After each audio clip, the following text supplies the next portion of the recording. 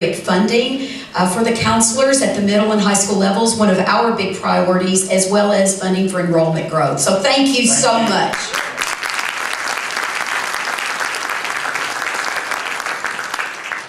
We are now honored to have our second speaker, which is State Representative Carol Alvarado. Representative Alvarado is in her fourth term in the Texas House representing District 145 in Houston. She has worked to promote a healthier Texas and to adequately and equitably fund Texas schools. Please welcome Representative Carol Alvarado. Good morning. Good morning. Welcome to your capital. Anybody from the Houston area? All right. Wow, half the audience is from Houston. This is great. Anybody in District 145? Southeast Houston, the Heights, East End? I'm sure somebody's near that area. Well, I'm here to talk to you a little bit about something that's been on the rise, and I'm sure many of our teens are very familiar with it, e-cigarettes. Anybody heard of e-cigarettes? Can I ask our teens here? How many of you use e-cigarettes, sorry?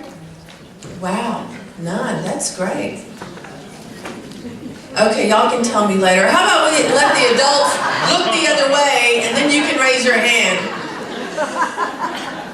E-cigarettes have been on the rise in the last couple of years, and I've introduced a bill, HB 170, to prohibit the sale to minors. Just like cigarettes, minors cannot purchase cigarettes if they're under the age of 18. But right now, any one of these young individuals who's under the age of 18 can walk into a vapor shop or to any place where e-cigarettes are sold and purchase them. E-cigarettes are composed of propylene glycol and or glycerol or nicotine and various flavoring. It is a synthetic liquid substance that absorbs water. The FDA has classified propylene glycol as an additive that is safe when it is consumed in food, but it has not approved it if it is inhaled. So a good example would be that flour is safe if you're eating it in a food, but it's not safe if you inhale. So there's a lot of research that's still being done on e-cigarettes. There's a lot of unknowns about the health hazards. So my bill does not have anything to do with taxing it, regulating it for adult usage. We're simply saying that children should not be allowed to purchase e-cigarettes. How many of you think that that's pretty fair? That's a good idea. Yeah. I only see the parents' hands going up, the adults. As I mentioned, the long-term effects are not known. What we do know that the FDA has not approved e-cigarettes as a smoking cessation aid. We know that adults are using e-cigarettes to wean themselves off of smoking, but that has not been deemed as something official, as an aid by the FDA. What we do know is that 90% of the e-cigarettes in the world are manufactured in China with very little oversight, very little regulation, and there is a strong concern about the health effects. Experts have cited some flaws and some sloppy manufacturing for the presence of heavy metals, carcinogens, and other dangerous compounds such as lead, tin, and zinc have been detected in some e-cigarettes. And in some very severe situations, we've had instances of vapor products catching on fire and or exploding. So there's still a lot of unknowns about this. What our bill simply does is prohibit the sale to minors. We are working with stakeholders, including people in the industry, in the tobacco, nicotine industry, in the vapor industry, with a coalition of people that are concerned about the health and safety impact of e-cigarettes. And we hope that we can come up with a bill. I'm sure we won't have something where everybody is happy, but at the end of the day, we want to have a bill that addresses the desire, the need to keep e-cigarettes out of the hands of our teens. And we do realize that not every e-cigarette contains nicotine, and we are trying to work on some of those issues with the industry in the vapor community. There have been some studies on usage by teens, and according to a recent CDC study, more than 250,000 middle and high school students who've never smoked a cigarette have used electronic cigarettes in 2013. So I'm not here to draw any conclusions of what that leads to. I just wanted to share those numbers with you because I found those pretty astounding. And I think as legislators, as policymakers, we have a role, we have a responsibility to make sure that our children grow up in a safe, a clean environment, an environment where they can reach their full potential, which includes making sure that we do things like Chairman Otto was talking about and fully funding our education system. But with that comes making sure that you have a healthy environment to live in. We are not trying to, some kids like to say, be the boss of you, right? But trying to make it an equal level playing field. You can't go in and buy cigarettes, and you should not be able to go in and buy e-cigarettes as well. So I hope that we can have the support of the PTA. You do. Thank you for that. And that you will actively advocate with us as this process moves forward, as we hopefully will have a hearing soon. Our bill has been referred to the Public Health Committee, and we look forward to going before them and making our case, and then hopefully getting a bill to the floor. 41 states have passed legislation prohibiting the sale to minors. So Texas is behind in that regard, but consider that we only meet every other year, and most legislatures meet every year. So we're trying to play catch up with that. So I hope that we'll be one of those 40. We'll make 42 hopefully, and I will open it up if you have. We'll take maybe 2 questions. Sure. Yes, ma'am. At one of our meetings in Dripping Springs, Jason Isaac said he was going to propose a bill banning those. Has he done anything with that? Yes, he has a bill as well. There are about 4 other bills very similar. How about for any of our youth? No? Yes? I have a question about how you propose to roll out the bill. Should it pass, will there be required signage for vendors? Will there be, what kind of enforcement are following? They'll have to card people that come in that look to be, I think it's under the age of 26 or 27, just like they do with cigarettes. So they'll have to provide some form of identification. They'll be carded, basically.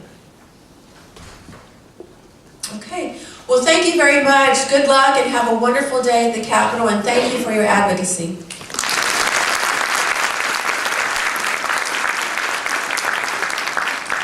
And I want to key on 2 things that you said. One comment that the representative made was talking about a child's potential. Well, that marries into our vision, because our vision is every child's potential is a reality. And so thank you for that. The other is we are about the education of the whole child, and that involves... Well, I lost my mic. That involves health and safety. And on that, she knew how to do it. That involves health and safety. And so, yes, that is one of our priorities, is the regulation of e-cigarettes to minors. So we thank you for that effort, and we will be 100% behind that. Thank you.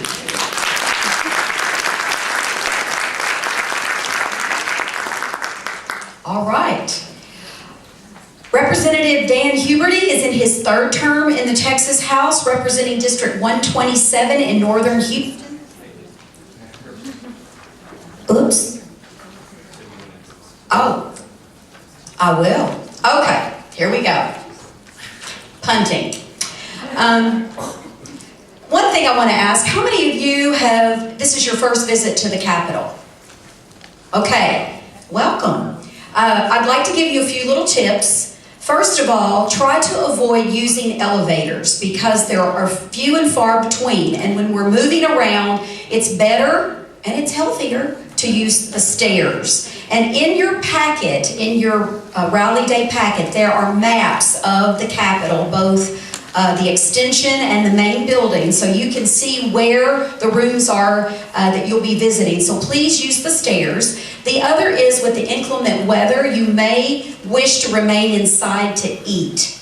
And so if you go to the Capitol Grill, in order to maximize your time, I would highly suggest that you select prepared foods versus trying to go through the hot food line. There are a lot of people that will be here today, and so it will be crowded. That is another recommendation that we have. So let's take a look at this packet for just a second. You have your Rally Day program, as I mentioned. And in that program, we have all of the Texas PTA legislative priorities. If you'll turn to page, I referenced the maps already, so if you'll turn to page 8. And what we have provided to you is based on every one of our priorities, bills that we know of as of today, because there are still more bills being filed, bills that we know of that support or we support because they address our priorities. And in some cases, we may have a bill that we oppose because it does not marry with the priorities that we are supporting.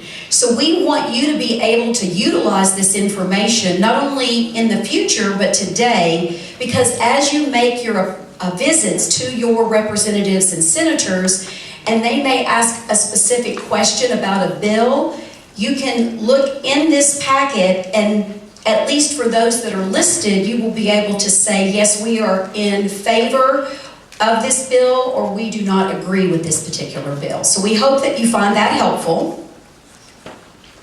And then we also do provide some dining options if the weather turns better than it is right now. And I'm under the impression that it might. So we do provide on page 12 some dining options for you that are close, within walking distance. The last thing that I want to bring to your attention in the packet is that we invite all of you to return to our building at 408 West 11th Street, which is just a few blocks this way, I think, pointing in the right direction, to an open house from 3:30 to 5 o'clock.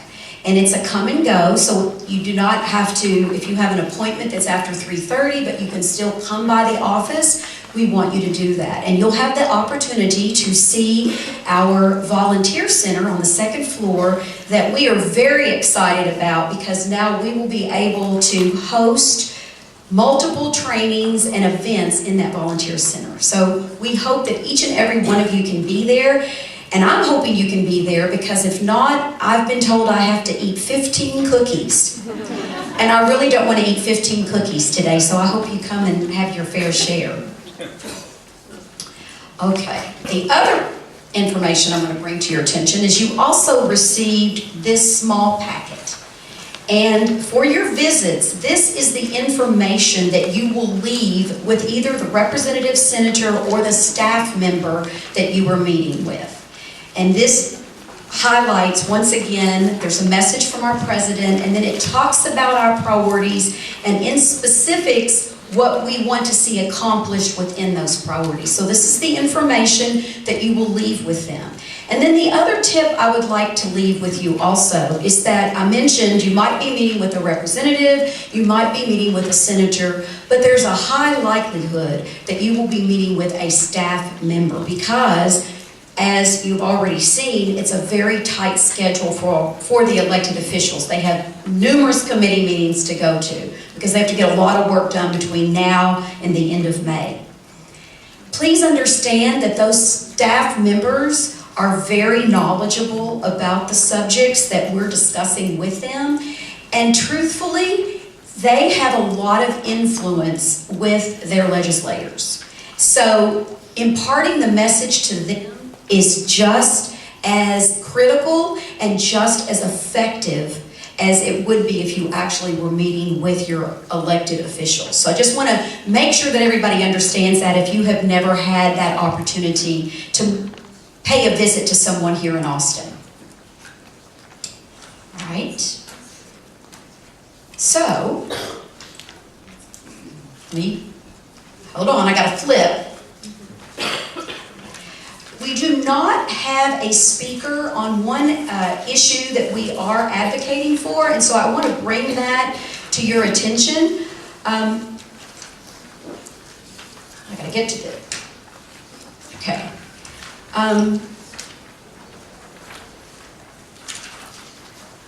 Hold on.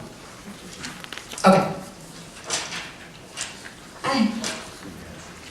While she's doing that. Yeah, well, I'm trying to find what I want to say. This is the first opportunity that we've had that we've brought youth in, and so I would like for y'all to stand up.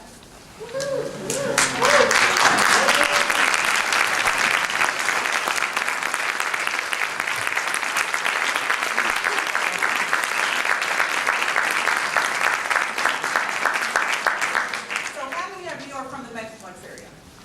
How many of you are from Houston? How many of you are from El Paso? Where's the group from El Paso?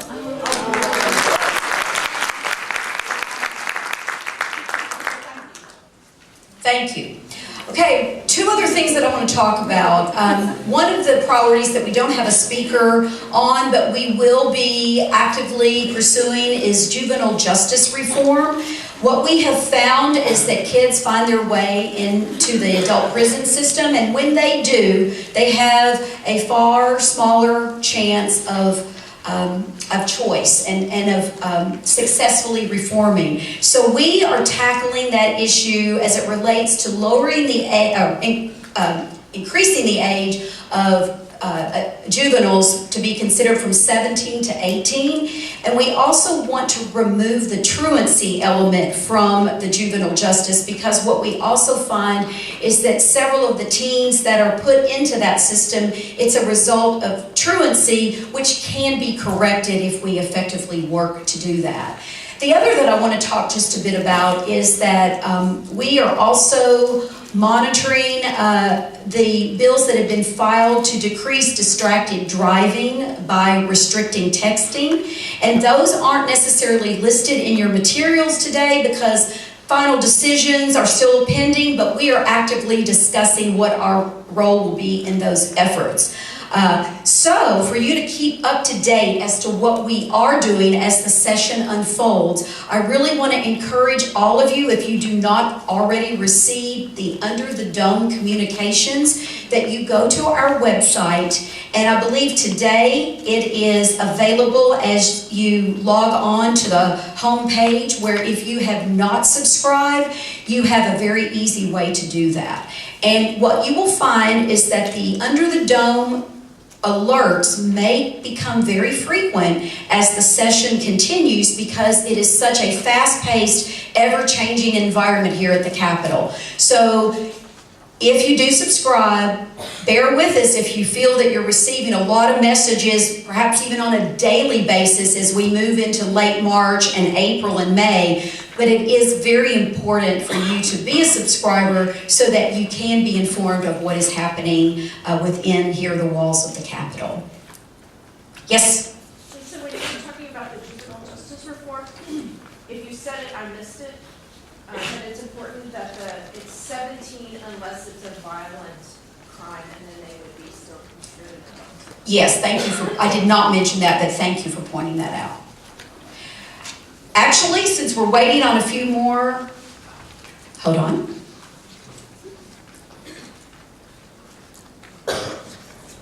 Okay. So, we also, in addition to our representatives and senators that are here with us today, we also have another featured speaker. Allergic reactions can be severe and life-threatening, especially when those allergies are not identified prior to exposure. So Texas PTA has partnered with the Texas Medical Association to advocate for legislation that would better equip our schools for this type of emergency. So at this time, I would like to welcome Dr. Alan Lieberman. He is a board-certified allergist and immunologist with the Allergy and Asthma Center of Austin. He also has a weekly allergy spot on Austin's K-View morning TV show. Dr. Lieberman, thank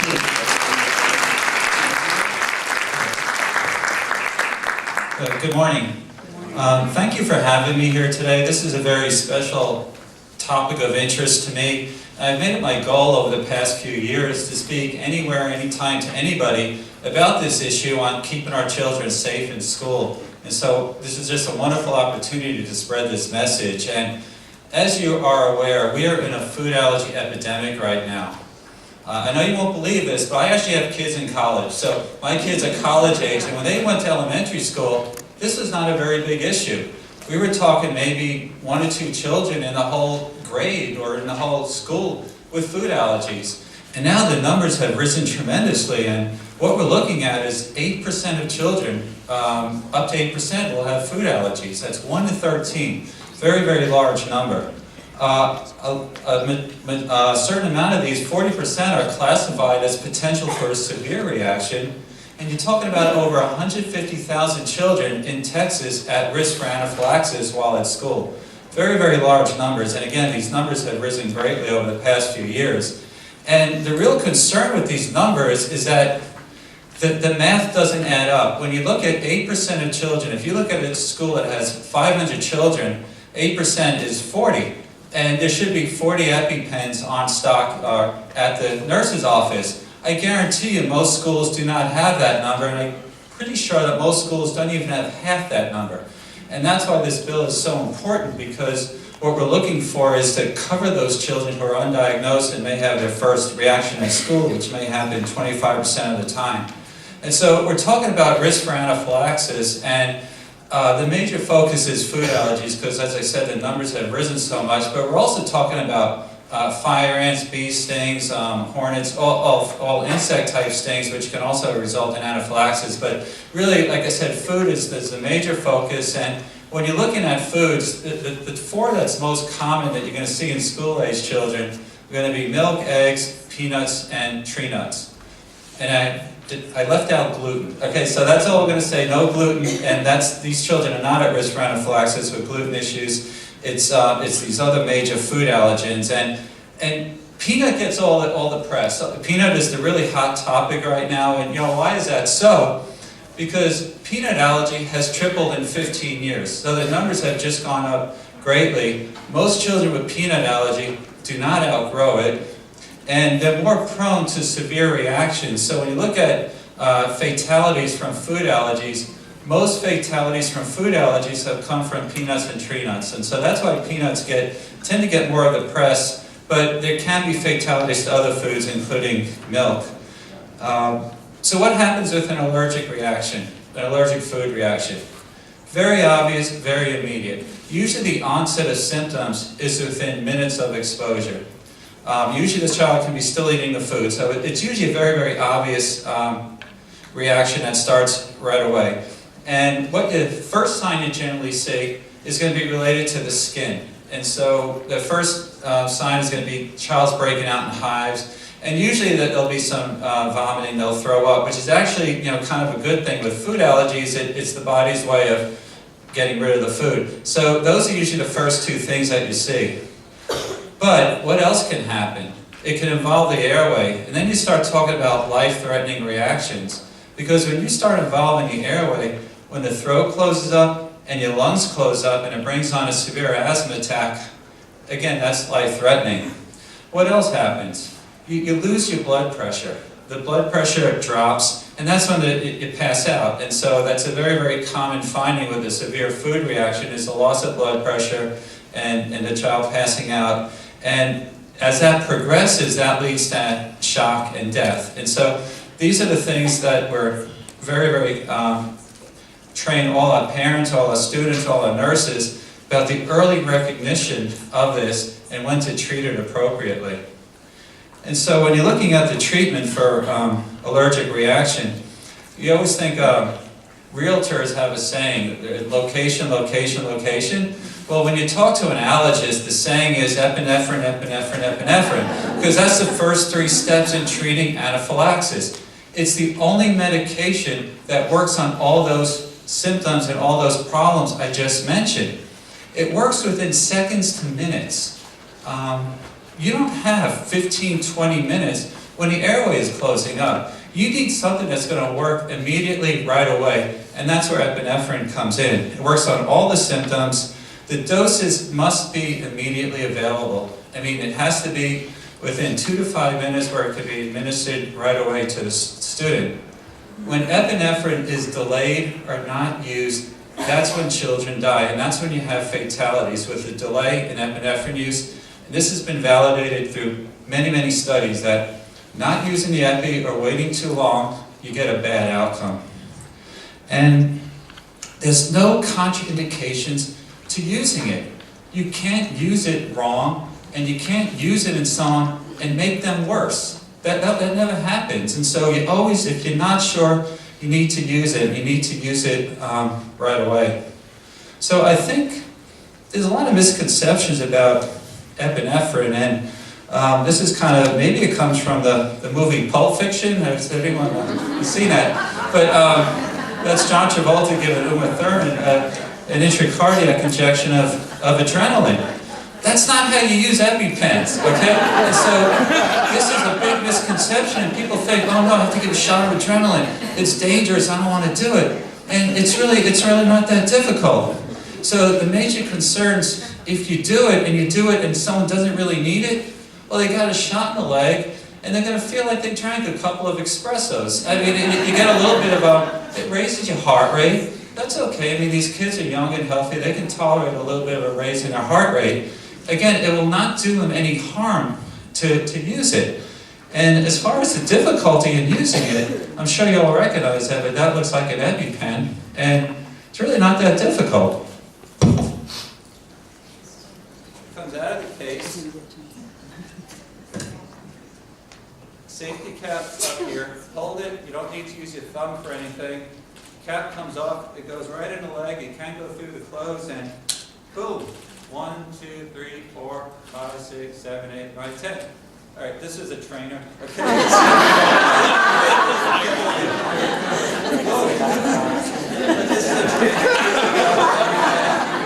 no actual needle in it, but that is how you do a shot of epi. It wasn't, like I said, it's not really that big a deal to use it, and it works within minutes, seconds to minutes. In fact, the most common thing that happens is the children look horrible, and you know when you need to use it, because these are kids that are normally, there's very active, playful children. They're just laying there limp, lethargic. They look terrible. It is a very scary, parents will tell me the story. We treat anaphylaxis all the time. It's very scary. You give them the shot, you call EMS. EMS gets there, and they're like, oh, why'd you call us? I mean, he looks fine. And you say, well, 2 minutes ago, he wasn't fine. And so you always activate EMS if you have to use it, because they do need further follow-up. They need to be monitored, not from the epinephrine, they need to be monitored because of the reaction they had. And so why does this matter? Because you're probably aware of the tragedies that do occur when this is not available. And a good example is in 2013, a 13-year-old in Corpus Christi, no previous allergic history, stung by fire ants, went into anaphylactic shock and died. There was no epi available at the school. And I think, like I said, a lot of people are aware of this case. There's also a case in 2012, a 7-year-old girl in Virginia who had a known peanut allergy, did not have her EpiPen at the school, accidental peanut ingestion, also went into shock and died.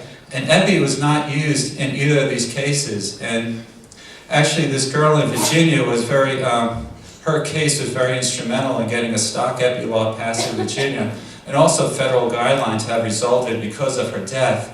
But it's always a tragedy that kind of moves people to action. And the bottom line is, like I said before, children die when epi is not used. And you look at a situation where a success story, the Chicago Public Schools in 2012, 2013, they made stock epi mandatory in their schools. And epi was administered 38 times. More than half of these cases where the epi was used, the children did not have a previous allergic history, so they were not diagnosed. These are the undiagnosed kids. These are the kids we worry about the most because they did not have epi at the school with their name on it, so they were able to use this stock epi. And the majority of these reactions were food related. In Houston, they did a survey looking at 104 schools, identified 457 students who had food allergies. Again, the numbers don't add up. I'm willing to bet instead of 450 students, well over 1,000. 40 children had allergic reactions. Epi was used 3 times. That's well under use of Epi, and that's why legislation is so important. So it tends to be underutilized and not widely available. And so just to finish up, my very, very last thing is, with epinephrine, I always think of Clint Eastwood, Dirty Harry. So, and this is what we tell all our parents.